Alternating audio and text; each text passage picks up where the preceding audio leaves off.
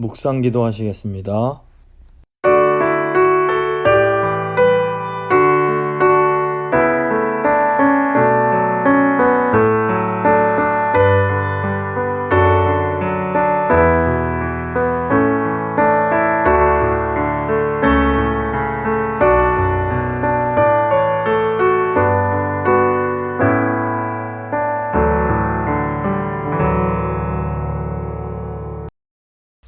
사도신경 고백합니다. 나는 전능하신 아버지 하나님, 천지의 창조주를 믿습니다. 나는 그의 유일하신 아들 우리 주 예수 그리스도를 믿습니다.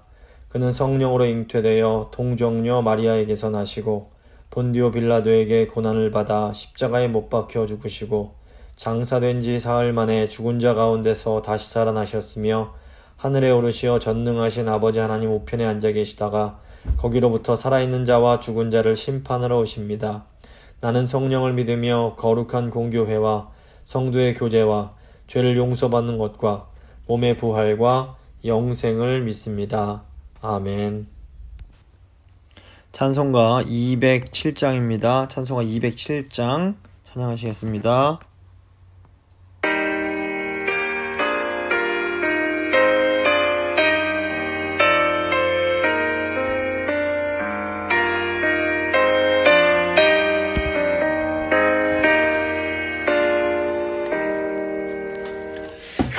귀하신 주님 계신 곳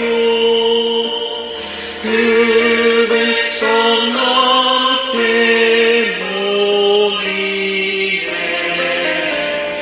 다 함께 주를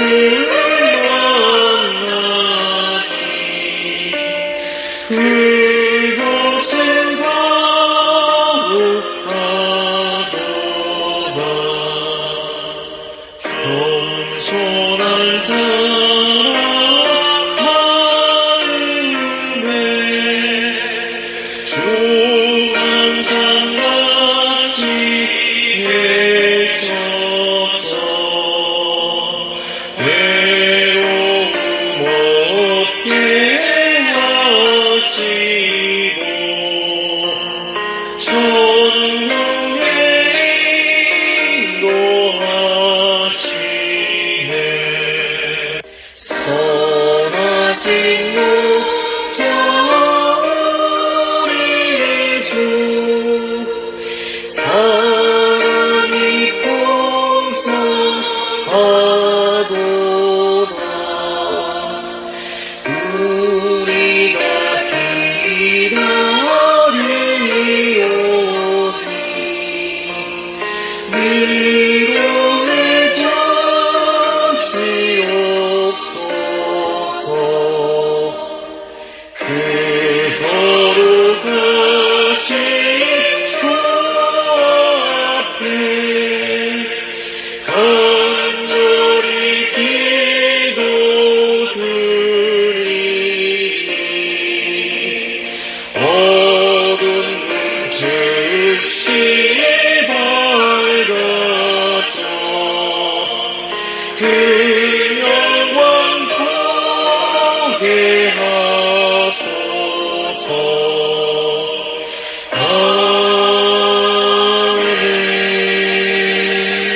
아멘. 기도하시겠습니다. 좋으신 하나님 너무 감사드립니다. 또 이렇게 3일을 맞아서 저희가 이 거룩한 하나님 말씀 앞으로 나왔습니다. 하나님 이렇게 시시때때로 하나님의 말씀을 들을 수 있는 것이 저에게 얼마나 큰 복인지 저희가 잊지 않을 수 있도록 주여 도와주시옵소서. 그리고 이 말씀을 가장 최우선으로 삼아서 이 말씀으로부터 힘을 공급받고 하나님께서 주시는 복을 받아 누리는 그런 삶을 저희 모두가 살아갈 수 있도록 주여 도와주시옵소서. 성령 하나님 오늘 말씀 들으시는 성도님들 한 분 한 분 그 심령 가운데 찾아가셔서 그 마음을 만져주시고 이 오늘 말씀 통해서 힘을 얻게 하시고 위로를 받게 하시고 새로운 소망을 발견할 수 있도록 주님 역사하여 주시옵소서. 주님께 감사드리며 귀하신 예수 그리스도의 이름으로 기도드립니다. 아멘. 오늘 주신 하나님 말씀은 시편 15편 말씀입니다. 1절부터 5절까지의 말씀 제가 봉독해 드리도록 하겠습니다. 여호와여, 주의 장막에 머무를 자 누구 오며 주의 성산에 사는 자 누구 오니이까. 정직하게 행하며 공의를 실천하며 그의 마음에 진실을 말하며 그의 혀로 남을 허물하지 아니하고 그의 이웃에게 악을 행하지 아니하며 그의 이웃을 비방하지 아니하며 그의 눈은 망령된 자를 멸시하며 여호와를 두려워하는 자들을 존대하며 그의 마음에 성원한 것은 해로울지라도 변하지 아니하며 이자를 받으려고 돈을 구워주지 아니하며 뇌물을 받고 무죄한 자를 해하지 아니하는 자이니 이런 일을 행하는 자는 영원히 흔들리지 아니하리이다. 아멘. 오늘은 시편 15편 말씀 함께 나누고 기도하도록 하겠습니다. 이 도시에 사시는 분들이 여행을 하다 보면 자연 경관이 너무 아름다운 장소를 만나게 됩니다. 이런 곳은 너무 아름답기 때문에 정말 하나님을 찬양할 수밖에 없게 만드는 그런 경우가 많습니다. 그런데 만약에 그곳에 살라고 하면 정말 그런 곳에서 살 수 있을까요? 너무나 아름답지만 선뜻 그곳에 살겠다고 대답하기는 어렵습니다. 가끔 여행 가기엔 좋지만 정작 살려고 하면 너무나 힘들고 답답할 수 있기 때문입니다. 반대로 정말로 이렇게 시골에 사시던 분들이 뭐 라스베가스나 이렇게 LA 같은 그런 화려한 도시에 오면 비슷한 느낌을 받을 수 있습니다. 그 높은 빌딩들과 화려한 네온 사인들을 보면 너무 신기하고 재밌어 보입니다. 하지만 정작 이곳에서 살고 싶냐 하면 도저히 살 수 없다고 말을 합니다. 그래서 여행할 때는 너무 좋지만 결국 집에 돌아오면서 하는 말은 야, 집이 최고다 이런 말을 하게 되는 겁니다. 그런데 이 하나님의 말씀이 언제나 새롭게 선포되는 하나님의 성전이 바로 이런 집과 같은 곳입니다. 하나님의 성전은 아무리 오래 있고 아무리 오래 살아도 지겹지 않습니다. 이 역대하 9장을 보시면 스바 여왕이 솔로몬 궁전을 방문하고 큰 충격을 받는 그런 내용이 나옵니다. 엄청나게 화려한 이 솔로몬 궁전을 보고 이 정신이 황홀해졌다라는 표현을 성경에서 쓰고 있습니다. 그런데 정작 스바 여왕이 가장 부러워했던 것은 이런 화려한 성전이 아니라 솔로몬의 지혜였습니다. 스바 여왕은 솔로몬이 전하는 하나님의 말씀에서 이 흘러넘치는 그 은혜를 경험을 합니다. 그래서 스바 여왕이 그 솔로몬의 지혜를 듣는 사람들의 그 복을 너무 부러워합니다. 역대하 9장 6절 말씀을 보시면 스바 여왕이 이런 말을 합니다. 내가 그 말들을 믿지 아니하였더니 이제 와서 본즉 당신의 지혜가 크다 한 말이 그 절반도 못되니 당신은 내가 들은 소문보다 더하도다. 복되도다 당신의 사람들이여, 복되도다 당신의 이 신하들이여, 항상 당신 앞에 서서 당신의 지혜를 들음이로다. 당신의 하나님 여호와를 송축할지로다. 하나님이 당신을 기뻐하시고 그 자리에 올리사 당신의 하나님 여호와를 위하여 왕이 되게 하셨도다. 당신의 하나님이 이스라엘을 사랑하사 영원히 견고하게 하시려고 당신을 세워 그들의 왕으로 삼아 정의와 공의를 행하게 하셨도다. 그래서 저희가 잘 생각을 해보면 이 세상에서 가장 귀한 복은 하나님의 은혜로 죄 용서를 받고 새 사람이 되는 것임을 알 수 있습니다. 거듭나게 되면 완전히 다시 태어난 사람처럼 이 세상 모든 것을 전혀 새로운 눈으로 볼 수 있게 됩니다. 진정으로 죄 용서를 받고 그 하나님 앞에 감동적인 예배를 드린 사람은 성전의 이 복을 무엇과도 바꿀 수 없다는 것을 이제 알게 되는 겁니다. 이 성전, 그러니까 이 구약에는 눈에 보이는 성전이 있었지만 신약에는 예수님이 성전으로 오셨고 지금은 성령을 받은 이 성도들이 모인 이 교회가 바로 성전입니다. 이 성전에는 세상 어느 곳에서도 경험할 수 없는 성령의 능력이 이제 있게 됩니다. 그래서 하나님 백성은 이 성전인 교회에서 하나님을 만나고 새로운 영적인 힘을 공급받게 됩니다. 그래서 이 하나님께서 이 복을 계속해서 말씀 통해서 공급해 주시는 것, 이것이 우리에게는 큰 감사의 제목이 되는 것입니다. 이 세상에서 가장 복 있는 사람은 뭐 부자나 권력을 소유한 사람들이 아닙니다. 이 세상에서 가장 복된 사람들은 여호와의 장막에 거하면서 하나님과 친밀한 교제를 나누는 사람입니다. 이 시편 15편은 이런 복을 받아서 누리는 자가 누구이며 이런 사람들은 어떻게 삶을 살아가는지를 이제 다루고 있는 시라고 할 수 있습니다. 1절 말씀 보시면 여호와여 주의 장막에 머무를 자가 누구오며 주의 성산에 사는 자가 누구오니까. 주의 장막, 주님께서 계시는 그 주의 성전에 머무는 자가 누굽니까? 주의 장막에 머무는 자는 하나님과 가장 가까운 관계에서 하나님을 섬기며 하나님의 복을 가장 먼저 받는 사람들입니다. 이 주의 장막에 거하는 것이 이 세상의 화려한 왕국에 거하는 것보다 훨씬 더 복되고 소중한 것입니다. 성경에 말하는 가장 복 있는 사람은 하나님의 마음을 차지한 사람이고 하나님의 능력을 붙들고 있는 사람입니다. 그 사람이 주의 장막에 살고 있는 사람이며 또 주의 성산에 계속 머물러 있는 사람입니다. 여기서 지금 머문다, 산다라는 이런 단어들은 그냥 한번 하나님 만나고 하나님 은혜 경험하고 이렇게 돌아가는 것이 아니라 계속해서 지속적으로 하나님과 교제하며 하나님의 복을 받는 것을 의미합니다. 근데 우리가 이렇게 주의 장막에 머무르기 위해서 가장 중요한 것이 무엇일까요?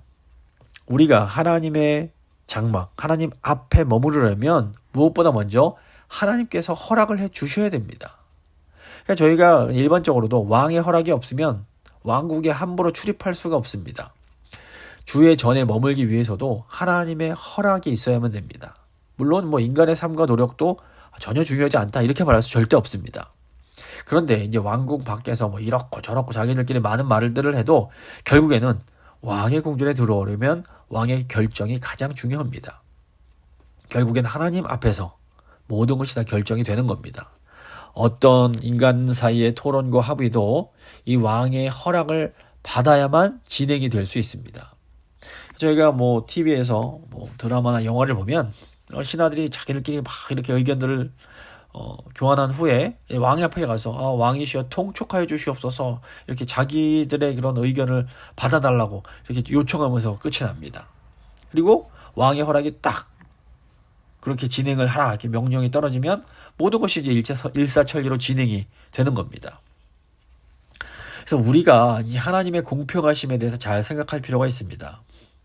하나님이 모든 만물을 사랑하시지만 그렇다고 해서 하나님께서 모든 사람을 다 똑같이 대해주시는 것은 아닙니다. 만약에 하나님께서 모든 사람을 다 그냥 기계적으로 똑같이 대하신다면 힘들게 말씀이 있는 전에 붙어 있으려고 할 필요가 없을 겁니다. 하지만 하나님께서는 사람들을 각각 다르게 대하십니다. 하나님은 어떤 사람들은 더 소중하게, 더 귀하게 여기십니다. 하나님은 주의 장막에 거하기를 사모하며 하나님을 삶의 최고로 여기는 사람들을 더 소중하게 여기십니다. 성경을 보시면 하나님께서는 하나님을 높이는 자들을 높이시고 하나님을 무시하는 자는 낮추십니다. 그래서 하나님의 존전에 더 가까이 나아가서 더 큰 복을 받아 누리는 사람들이 따로 있는 겁니다. 그래서 하나님의 전에 들어가는 이 허락을 받으려면 하나님과의 어떤 근본적인 이 적대 관계가 해결돼야 됩니다. 이제 거듭나지 못한, 영적으로 새롭게 태어나지 못한 이 자연인들은 하나님 앞에 출입을 할 수가 없습니다. 구약 시대에도 이 하나님 앞에 나아가려면 반드시 그 하나님의 허락을 받았어야 되는데 이것은 오직 그 피로만 가능했습니다. 이 피도 그냥 피가 아니라 흠 없는 어린 양의 피로 이렇게 속죄를 해야만 하나님 앞으로 나아갈 수가 있었습니다. 오늘날에는 이 하나님의 이 존전, 하나님의 성전에 들어가는 이 허가를 어떻게 받을 수 있습니까? 하나님의 아들께서 나의 죄를 대신해서 죽으셨다는 이 믿음이 필요합니다. 이 믿음으로만 하나님의 그 전으로 들어갈 수 있는 허락을 받을 수가 있습니다. 그래서 하나님 아들의 이 보배로운 피를 믿는 자가 아니면 이 여호와의 장막에 유할 자격조차 없게 되는 겁니다. 세상에서도 사람들이 뭐 토론과 합의를 해도 결국에는 그 지역이나 그 정부의 최고 통치자의 허락이 있어야만 가능합니다. 그래서 이 정치인들도 이 통치자의 의도를 잘 읽을 수 있는 사람들이 더 큰 영향력을 발휘합니다. 우리 인생에서 가장 중요한 것은 하나님 앞에서 다 결정이 됩니다. 여러 사람들을 만나서 그 사람들의 마음을 움직이는 것도 중요하지만 하나님의 마음을 읽고 하나님의 마음을 움직여서 하나님의 결정을 받아내는 것, 이것이 더 중요합니다. 그래서 기도는 이 하나님의 허락을 받는 것이고 하나님의 마음을 움직이는 것이라는 것을 우리가 잘 알아야 됩니다. 그래서 어떤 의미에서 기도는 우리 하나님을 움직이는 것과 같습니다. 물론 이게 좀 조심할 필요가 있는데 우리가 기도해서 하나님을 컨트롤하고 이럴 수 있는 건 아니지만 우리가 하나님의 뜻에 맞게 기도할 때에 하나님이 우리의 그런 간구에 응답하심으로 이 하나님께서 이런 우리 모두 세상을 움직여 가실 수가 있는 겁니다. 이 다른 종교인들도 자기가 믿는 신들에게 기도를 합니다. 근데 이제 이방인들은 기도할 때에 말을 많이 하고 이렇게 많이 이렇게 애를 써야 이 기도를 이렇게 신이 응답할 거라 생각하고 부원하게 됩니다. 이방인들은 기도할 때 공을 많이 들이고 정성을 많이 들여야 된다고 생각을 해서 이렇게 반복을 많이 합니다. 하지만 예수님께서는 이런 것으로는 하나님 앞으로 나아갈 수 없다고 하십니다. 또 신약성경 보시면 바리새인들도 종교적 열심을 많이 내면 하나님께서 들어주실 거로 생각을 하는 것을 보게 됩니다. 그래서 거리에서 남들 다 보이면서 기도하고 남들이 하지 않는 금식을 하고 날짜를 정해서 기도를 했습니다. 그런데 이런 종교적 열정이 하나님께 더 가까이 나아갈 수 있는 방법이 아닙니다. 하나님의 백성이 하나님께 드리는 기도는 이런 이방인들의 기도나 바리새인들의 기도와는 다릅니다. 아무리 뜨겁게 기도해도 하나님의 마음과 다른 것을 구한다면 우리는 응답을 받을 수 없습니다. 그렇다고 뜨겁게 오래 기도하는 것이 나쁘다는 것이 아닙니다. 우리 마음이 간절하고 불타는 것 같을 때에는 하나님 앞에 외쳐서 기도하고 오래 간구하는 것, 이거 중요합니다. 필요합니다. 하지만 오래 기도하고 뜨겁게 기도했다고 이게 다 응답받는다 이렇게 생각할 수 없는 겁니다. 중요한 것은 하나님의 뜻입니다.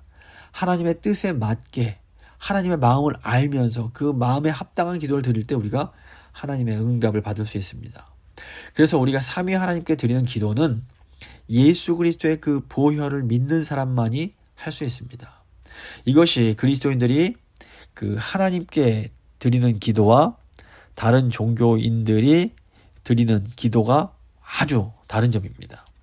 우리는 예수 그리스도의 그 피를 통해서 성령 안에서 아버지께 기도를 드리는 겁니다. 이 세상에서 가장 강력한 사람은 이 기도의 응답을 받을 수 있는 사람이라고 할 수 있습니다. 그래서 어떤 의미에서 많이 돌아다니면서 막 이 사람 저 사람 만나는 것보다 하나님 앞에 더 오래 무릎을 꿇을 수 있는 사람이 더 강력하고 더 복된 사람이라고 볼 수 있습니다. 여러 곳 돌아다니면서 이 사람 저 사람 많은 사람을 이렇게 만나고 움직이는 것이 당장 눈에는 더 잘 뜨입니다. 하지만 이 기도의 맛을 본 사람은 여러 회의를 하고 사람들을 만나는 것보다 하나님 앞에서 기도하는 것이 훨씬 더 중요한 일이라는 것을 알고 있습니다. 그래서 하나님께서 가장 아끼는 사람은 늘 하나님 옆에서 기도하면서 하나님께 붙어있는 사람입니다. 그리고 이런 사람이 하나님의 의도를 가장 잘 파악합니다. 자, 오해하시면 안 되는 것이 그렇다고 사람 만나는 게 중요하지 않고 또 이렇게 사람들을 이렇게 이게 안 중요하다는 것이 아니라 균형이 필요하고 우선순위를 어디에 두느냐가 중요하다는 말씀입니다. 그러므로 이 세상에서 가장 큰 영향을 미치는 사람은 우선 하나님의 말씀을 깊이 있게 해석하고 이해할 수 있는 능력이 필요합니다. 그리고 더 나아가 하나님 앞에서 끈질기게 기도할 수 있는 그런 능력이 필요한 겁니다. 하나님은 모든 사람을 다 똑같이 대하시지는 않습니다. 예수님도 특별히 더 좋아하시는 사람과 더 가까이 하시는 사람이 있었습니다. 특별히 예수님께서 12제자 다 사랑하셨지만 중요한 일에는 베드로, 요한, 야고보 세 사람을 특별히 또 더 데리고 다니신 것을 저희가 볼 수 있습니다. 하나님이 어떤 사람을 좋아하시고 높여주십니까? 하나님은 하나님의 말씀을 최고로 좋아하는 사람을 높여주십니다. 하나님은 오직 하나님의 말씀만 붙들고 그 말씀을 내 생명이 되는 것처럼 믿고 절대적으로 순종하는 자를 가장 가까이 부르셔서 그에게 복을 주시고 그의 기도를 들어주시는 겁니다. 그래서 오직 성경 말씀에 매달려서 그 말씀만 붙들고 살아갈 때에 가장 많은 기도의 응답을 받을 수가 있습니다. 자, 그렇다면 어떤 사람이 더 하나님께 가까이 나아갈 수 있습니까? 2절 보시면 정직하게 행하며 공의를 실천하며 그의 마음의 진실을 말하며 이렇게 말합니다.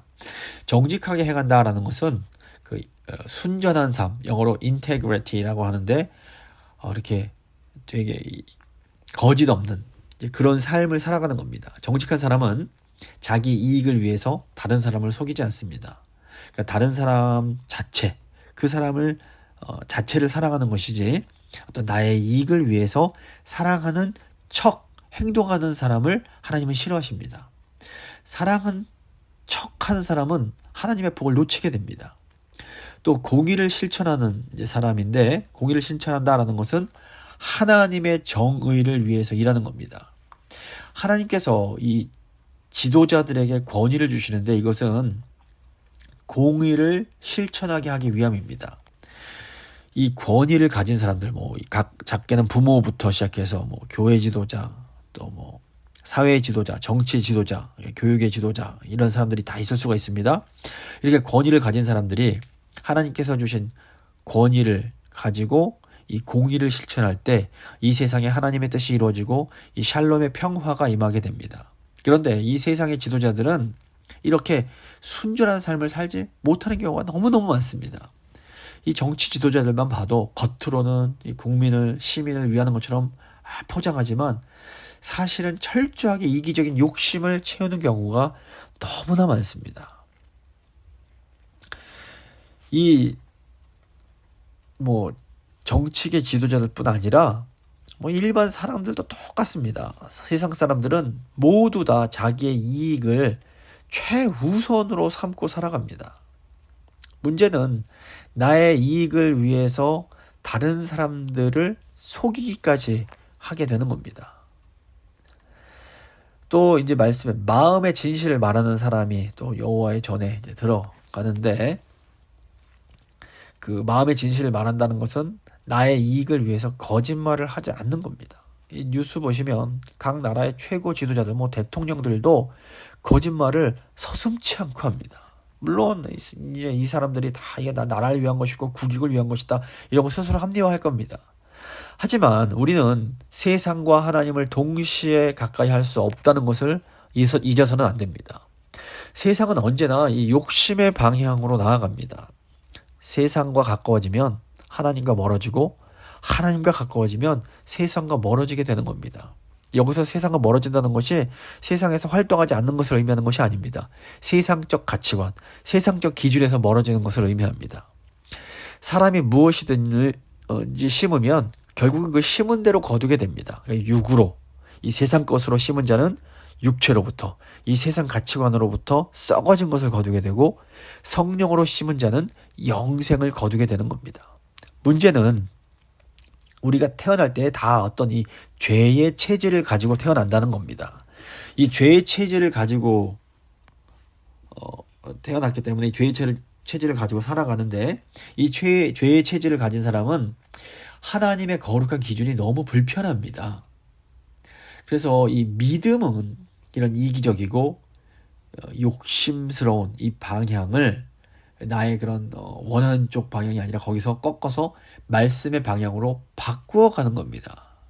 그래서 말씀을 사랑하는 사람들은 자기 안에 있는 이 죄악된 본성과 계속해서 싸움을 합니다. 치열한 영적 싸움이 우리 안에서 늘 일어나는 겁니다. 내 본성으로는 이기적이고 나를 위하고 나의 이익이 되는 방향으로 하고 싶어 하지만 그런 방향이 있지만 이 말씀을 붙잡고 그 방향을 거슬러서 하나님이 원하시는 방향으로 자꾸 가려고 하는 겁니다. 성령께서 우리를 도와주시고 우리 안에 이런 거룩한 싸움이 있는 겁니다. 그래서 하나님과 가장 가까워질 수 있는 방법은 하나님의 말씀을 사랑하는 겁니다. 도덕적으로 내가 해야지 이게 아니라 주님을 사랑하기 때문에 주님이 원하시는 것을 하고 싶어지는 것, 이것이 중요합니다. 그래서 하나님께서는 우리가 그분의 말씀을 사랑하고 사랑함으로 그분의 말씀을 지키는 것, 이걸 가장 좋아하십니다.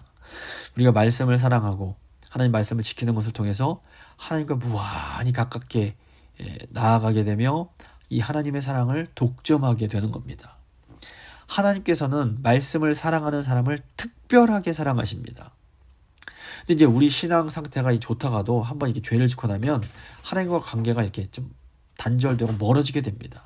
하나님께서 죄를 가장 싫어하고 혐오하시기 때문입니다. 이 죄를 가지고는 하나님과 가까이 갈 수 없고 하나님과 교제를 할 수가 없습니다. 우리가 죄를 지으면 마치 물과 기름이 서로 이렇게 합쳐질 수 없고 나눠지듯이 우리의 영혼이 하나님으로부터 이렇게 분리가 되는 겁니다. 창세기 3장을 보시면 아담과 하와가 이제 죄를 지었는데 이때 하나님이 아담을 찾으실 때 하나님을 피한 것은 인간이었습니다. 그러니까 우리 안에 죄를 짓게 되면 우리 어떤 본능적으로 하나님을 피하고 싶고 하나님으로부터 멀어지고 싶은 그런 이제 마음이 생기는 겁니다. 하나님은 우리를 사랑하셔서 계속해서 우리를 찾아와 주십니다. 하지만 우리 안에 있는 죄가 우리를 하나님으로부터 멀어지게 만듭니다. 근데 하나님으로부터 멀어지면 결국 하나님이 주시는 생명과 평안, 그 기쁨, 온갖 좋은 복으로부터 멀어지게 되는 겁니다. 그래서 죄를 지으면 죄 가운데 우리가 거하면 우리 안에 마음속에 기쁨이 사라지게 되는 겁니다. 그래서 하나님과의 관계를 회복하기 위해서 우리는 반드시 회개를 해야 되는 겁니다. 정직하게 우리 입술로 하나님께 우리의 죄를 자백해야 됩니다. 회개란 근본적으로 우리 안에 잘못된 원인을 찾아서 그것을 바로잡는 겁니다. 그러니까 회개를 이 회개의 근본 개념은 돌아서는 겁니다. 그래서 같은 죄를 반복하지 않도록 그 죄로부터 돌아서는 것, 이것이 온전한 회개입니다. 그래서 또한 이렇게 회개한 사람은 회개 열매를 맺게 되는 것입니다. 그래서 하나님께 나아가기 위해서는 하나님께서 싫어하시는 일들을 하지 말아야 됩니다. 오늘 시편 보시면 하나님이 무엇을 싫어하시는지 이게 또 구체적으로 나옵니다. 3절 보시면 그의 혀로 남을 허물하지 아니하고 그의 이웃에게 악을 행하지 아니하며 그의 이웃을 비방하지 아니하며, 이게 하나님이 싫어하시는, 특별히 싫어하시는 행동들이 있습니다. 이렇게 죄악된 행위들, 하나님께서 싫어하시는 행위들을 하면 그 하나님의 그 전에 들어갈 수 없고 하나님께 기도 응답을 받을 수가 없는 겁니다. 첫째로 이 혀로 남을 허물해서는 안 됩니다. 혀로 남을 허물한다라는 것은 다른 사람을 참소하는 것을 말합니다. 참소는 악한 마귀의 특기인데 다른 사람의 허물이나 다른 사람의 부족한 점, 약점을 자꾸 들춰내서 공격하는 겁니다. 저 사람은 저게 약하고 저게 잘못됐고 계속해서 말을 하는 겁니다. 이거 따라해서는 안 됩니다. 교회에서도 이걸 정말 조심해야 됩니다. 물론 우리가 다 연약함이 있고 또 이렇게 예리한 분들은 그 약점들이 잘 보입니다. 하지만 보인다고 해서 그것을 자꾸 지적하고 이렇게 하기보다는 사랑으로 그것을 덮어주려고 계속 노력을 해야 됩니다. 이게 결국 사랑해야 되는데 마음속에 분노가 있는 사람, 상처가 있는 사람, 혈기가 있고 교만한 사람들이 이 참소에 죄를 짓기 쉽습니다. 그래서 자꾸 다른 사람이 약점을 흠잡아서 그 사람을 깎아내리고 싶어 하는데 이것은 이제 이 못된 성질 때문일 수도 있고 또 자기가 더 높이 올라가려고 하는 교만 때문일 수 있습니다. 그런데 이렇게 참소를 하면 우리 안에 성령의 역사가 사라지게 됩니다. 우리가 이 참소가 이 마귀가 기뻐하는 것이라는 걸 알고 다른 사람들의 약점을 자꾸 이렇게 들춰내는 것, 이거 정말 조심해야 됩니다. 근데 이 참소는 분별과는 다릅니다. 우리는 옳고 그른 것을 잘 분별할 필요가 있습니다. 진리로서 이건 옳고 이건 틀리다는 것 분별해야 됩니다. 하지만 지나치게 비판의 영에 사로잡혀서 다른 사람의 허물을 계속해서 끊임없이 말하다 보면 나의 영이 결국 상하게 되는 것을 잊어서는 안 됩니다. 이 괴물과 싸우다 같이 괴물을 닮아간단 말이 있습니다. 다른 사람의 허물, 약점, 그 악한 부분을 계속해서 말하다 보면 내가 원치 않아도 어느새 그 악의 영향을 받게 됩니다. 그렇기 때문에 이 악과 싸우려면 평소보다 몇십 배는 더 많이 기도를 해야 되는 겁니다. 그래서 기도하지 않고 악과 싸우다 보면 이 악에게 잡아먹힐 수가 있습니다. 그러므로 우리가 이 참소를 정말 조심해야 된다는 것 알 필요가 있습니다. 이 나를 위해서 조심해야 되는 겁니다. 이 참소하다 보면 나의 영이 상하기 때문에 또 옳은 것을 분별하지 말라는 것이 아니라 분별은 하되 지나치게 비판의 영에 사로잡히면 안 됩니다. 이 비판의 영은 어떻게 해서든지 수단과 방법을 가리지 않고 이 논쟁에서 이기려고 그러는 겁니다. 근데 저희가 삶을 살아가다 보면 내가 옳고 네가 옳고 이것이 그렇게 사실 중요하지 않을 때가 훨씬 더 많습니다. 물론 정말 어떤 부분에서 뭐 이단이라든가 이런 곳에선 진리를 분별하고 우리가 진리 편에 서야 되는 것이 맞습니다. 하지만 우리 교회 생활이라든가 가정생활, 일상에서는 그 옳고 그름이 그렇게 중요하지 않을 때가 훨씬 더 많습니다. 그래서 그리스도인들은 다른 사람들의 약점을 긍휼히 여기면서 얘기하면서 그 사람들의 약점을 자꾸 건드리기보다는 오히려 덮어주고 웃어주고 기다려주고 인내해주고 이런 것들이 훨씬 우리에게 유익하다는 것을 알 필요가 있습니다. 둘째로 우리가 하나님 전에 들어가려면 이웃에게 악을 행하면 안 됩니다. 이웃에게 악을 행하지 않는다라는 것은 꼭 뭐 나쁜 짓, 못된 짓을 안 하는 것을 의미하는 것이 아닙니다. 이 가까운 사람을 나의 욕심을 위해서 이용하지 않는 것도 포함이 됩니다. 그러니까 평소에는 전혀 관심 없다가 내가 어떤 게 필요해지면 그때 연락하는 그런 사람들이 있습니다. 근데 이런 행동도 누군가에게는 악처럼 느껴질 수가 있는 겁니다. 그래서 그리스도인들은 평소에 다른 사람에게 도움이 되기를 바라는 그런 마음을 가져야 됩니다.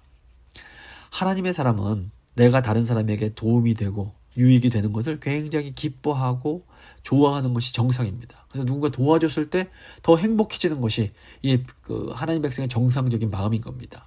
사랑의 시작은 다른 사람을 이용하는 것이 아니라 나의 유익을 위해서 다른 사람을 이용하는 것이 아니라 그 사람을 있는 그대로 인정하는 것에서 시작이 됩니다. 그리고 더 나아가서 그 사람에게 내가 뭘 도와줄 수 있을까 이런 것을 생각하는 것이 이제 이 사랑이라고 볼 수 있습니다. 셋째로 이웃을 비방해서는 안 됩니다. 이웃을 비방하지 않는다라는 것은 이거는 그 사람이 좋은 일 하는 것을 방해하지 않는 겁니다. 우리가 교회나 어떤 직장이나 이런 데서 정말 선한 의도로 다른 사람을 이렇게 돕고자 할 때에 그 행동을 보기 싫어하면서 비방하는 사람들이 있습니다. 이것은 시기심과 질투심 때문에 그렇습니다. 다른 사람이 자기보다 잘 되는 것, 다른 사람이 자기보다 더 칭찬받는 게 너무 싫으니까 거짓으로 그 사람을 험담하고 이렇게 비방하는 겁니다. 이거 굉장히 악한 것입니다. 우리가 이런 것들이 이제 삶을 살다 보면 있을 수밖에 없지만 우리가 이런 것들이 하나님께서 너무너무 싫어하신다는 것 기억하면서 이런 것들을 조심할 필요가 있습니다. 4절 보시면 그의 눈은 망령된 자를 멸시하며 여호와를 두려워하는 자들을 존대하며 그의 마음에 성원한 것은 해로울지라도 변하지 아니하며 이 망령된 자는 자기의 어떤 권세를 자랑하고 자기의 부함을 자랑하고 이것을 통해서 자기 이익을 취하고 다른 사람의 유익을 빼앗는 사람을 말합니다. 못된 사람입니다. 권세가 있어서 다른 사람들은 대단해 보입니다. 하지만 하나님은 이런 교만한 자를 너무 싫어하십니다. 그래서 하나님은 망령된 자를 멸시하는 자를 사랑하십니다. 세상적으로는 대단해 보일지 몰라도 그가 별거 아니라는 것을 알고 그냥 이렇게 멸시할 줄 아는, 우습게 볼 줄 아는 그런 사람을 하나님은 사랑하시는 겁니다. 하나님은 이렇게 세상과 전혀 다른 길을 가는 성도의 길을 아주 선하게 인도해 주십니다. 대표적인 사람이 바로 모르드게였습니다. 하만이 세상적으로는 대단해 보여서 막 하만에게 사람들이 절하고 그랬지만 모르드게는 그것을 멸시했던 겁니다. 우습게 여겼던 겁니다. 저거 하나님께서 기뻐하시지 않는 걸 알기 때문에 그냥 코웃음 칠 수 있었던 겁니다. 또 하나님은 여호와를 두려워하는 자를 존대하는 자를 좋아하십니다. 그러니까 하나님을 사랑하는 사람은 다른 사람이 하나님을 경외하고 예수님을 사랑하는 것을 보면 그 모습이 너무 멋져 보이고 아름다워 보이고 좋아 보이는 겁니다. 그래서 사실상 하나님을 두려워하는 사람들은 보석 같은 사람들입니다. 그런데 이런 보석 같은 사람들을 알아보는 사람들은 또 너무너무 복된 사람들인 겁니다. 이 보석을 알아본다는 것은 분별력이 있는 겁니다. 세상 사람들은 권세 가진 사람들한테 대단해 보이지만 이 하나님 백성들은 돈 없고 권세 없어도 하나님 경외하면서 믿음으로 살아가는 사람들, 이런 사람들이 너무 귀하고 존귀하고 아름다워 보이는 겁니다. 이런 사람들을 아름답게 보고 귀하게 보는 것, 이게 믿음의 실력인 겁니다.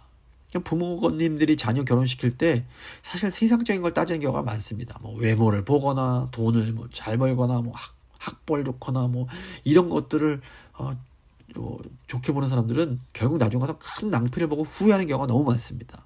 하지만 어떤 사람을 볼 때 그 사람이 정말로 여호와를 경외하는지, 예수님을 사랑하는지, 믿음이 정말 있는지 이것을 최우선으로 보는 사람들은 시간이 가면 갈수록 하나님께 감사하게 되고 하나님을 찬양하게 됩니다.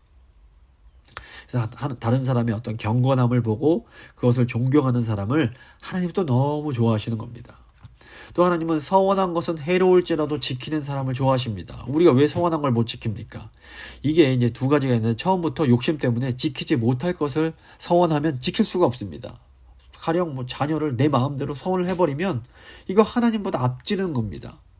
서원이란 본래 감사의 표현입니다. 자녀에 대해 하나님께 감사하는 마음으로 이렇게 하나님을 높이는 건 이게 귀하고 아름다운 일입니다. 하지만 자녀는 부모의 소유물이 아닙니다.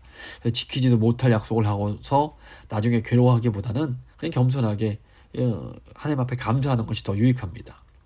또 서원을 했는데 나중에 마음이 변할 수가 있습니다. 이 하나님 앞에서 한 약속은 해로워도 지킬 줄 아는 사람, 이 사람이 이제 신실한 사람입니다. 신실한 사람이 끝까지 자기 마음을 지킬 수 있는 그 비결이 뭘까요? 자기 감정이나 자기 기분을 믿지 않고 하나님의 약속에 자기를 꽁꽁 붙들어 맺기 때문에 이게 가능합니다. 이게 신실한 사람입니다. 내 마음, 내 감정, 내 기분은 언제나 변할 수 있다는 것을 아는 겁니다. 그리고 나의 감정과 나의 기분을 의지하지 않고 하나님의 약속에 나를 꽁꽁 묶는 겁니다. 그러면 흔들리지 않을 수 있습니다. 그런데 하나님께서 이런 사람을 너무 좋아하십니다. 자, 5절 보시면 이자를 받으려고 돈을 구워주지 아니하며 뇌물을 받고 무죄한 자를 해하지 아니하는 자이니 이런 일을 행하는 자는 영원히 흔들리지 아니하리이다. 오늘날 은행들이 다 이자를 바탕으로 이익을 냅니다. 그래서 이 말씀을 문자 그대로 적용하는 건 이거는 조심해야 됩니다. 시대가 다르고 그때는 이 은행도 없었습니다. 그래서 이자를 받으려고 돈을 구워주는 사람은 무슨 의미냐? 높은 이자로 다른 사람을 괴롭히는 사람을 말합니다. 자기에게는 엄청나게 이익이 되지만 그것 때문에 다른 사람에게 큰 고통을 주는 사람을 말합니다.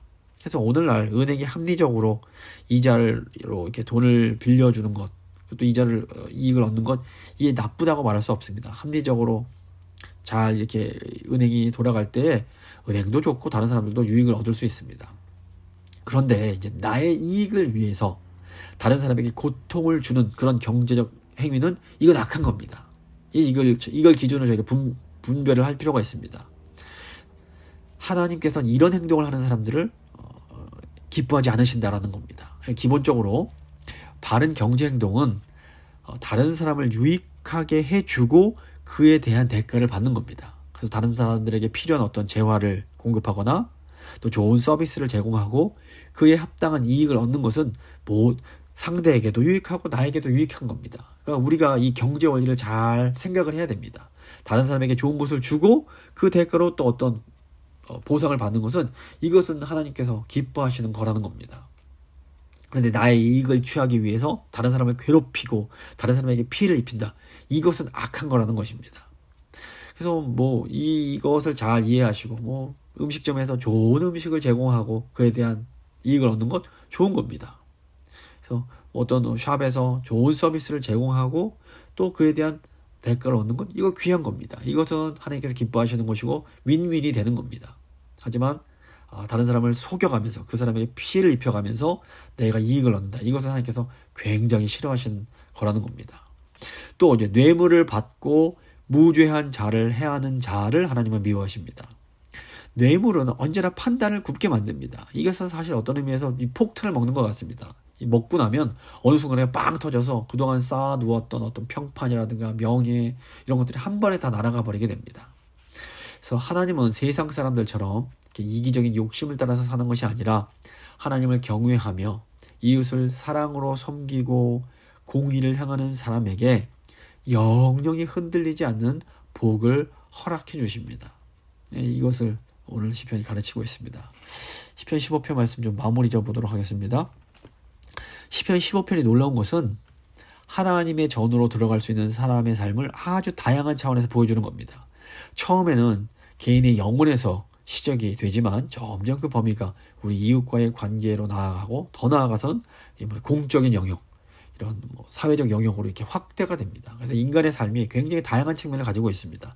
나 개인과의 측면도 있지만 가정의 관계, 또 이렇게 교회의 관계, 직장에서의 관계, 더 나아가서 어떤 공적 관계들이 있을 수가 있는 겁니다. 하나님께서 우리의 아주 은밀하고 개인적인 삶뿐 아니라 우리가 가정에서 우리 가족을 어떻게 대하는지, 또 교회나 직장에서 우리 이웃을 어떻게 우리가 섬기는지, 더 나아가 공직을 향하는 그런 일들까지도 다 지켜보고 계신다라는 겁니다.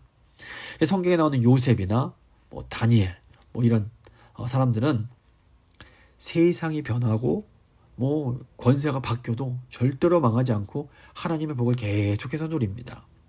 이런 사람들은 시편 1편에 나오는 복 있는 사람처럼 뿌리가 깊이 하나님의 그 말씀에 박혀있기 때문에 나무가 그 시절을 쫓아가면서 과실을 맺는 것 같은 그런 풍성한 열매 맺는 삶을 살게 됩니다.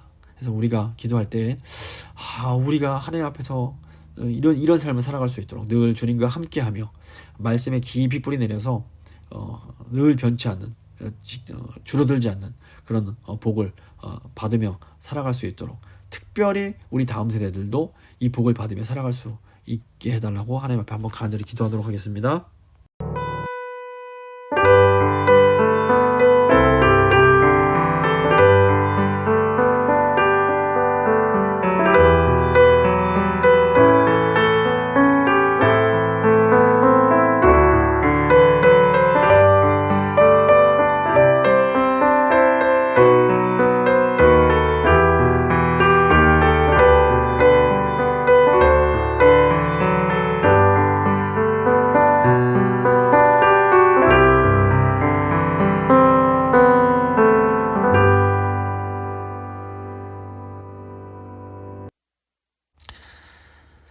참으로 좋으신 하나님 아버지 감사를 드립니다. 오늘 말씀 통해서 주의 전에 들어가는 자가 어떤 사람인지에 대해서 다시 한번 저희가 깨닫습니다.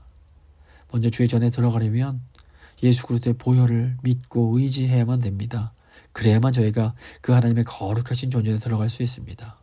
그리고 아버지 믿음으로 저희 삶이 우리 영혼으로부터 시작해서 가족과의 관계, 교인들과의 관계, 직장 동료들과의 관계, 이웃과의 관계, 더 나아가 이 세상에 대한 관계도 아버지 변해가야 함을 아버지 저희가 깨닫습니다. 하나님, 저희가 하나님의 이 전에 들어가서 하나님께서 주시는 이 복을 받으며 살기를 원합니다. 그리고 특별히 사랑하는 우리 다음 세대들이 정말 이 풍성한 하나님의 복을 누리며 살아갈 수 있기를 간절히 소망하오니 주님, 저희 자녀 세대들이 이 하나님의 전에 늘 들어가서 하나님께서 주시는 그런 풍성한 복을 누리며 살 수 있도록 주여 은혜를 베풀어 주시옵소서. 주께 감사드리며 귀하신 예수 그리스도의 이름으로 기도드립니다. 아멘. 찬송가 206장입니다. 찬송가 206장 찬양하시겠습니다.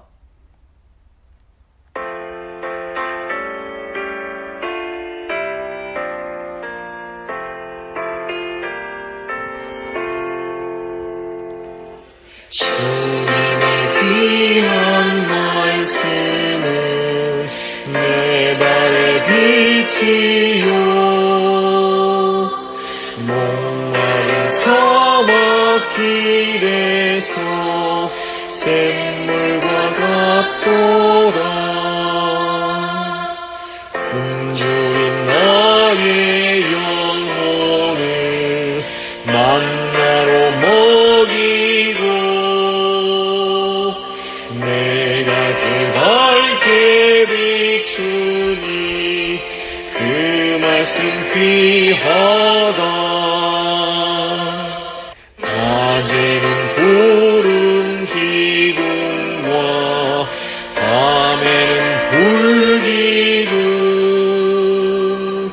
주 백성 앞에 나타나 인도해 주시네.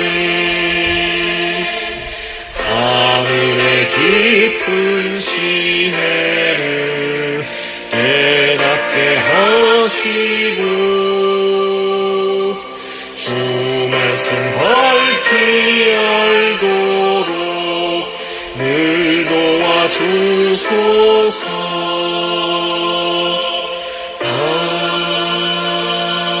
아멘.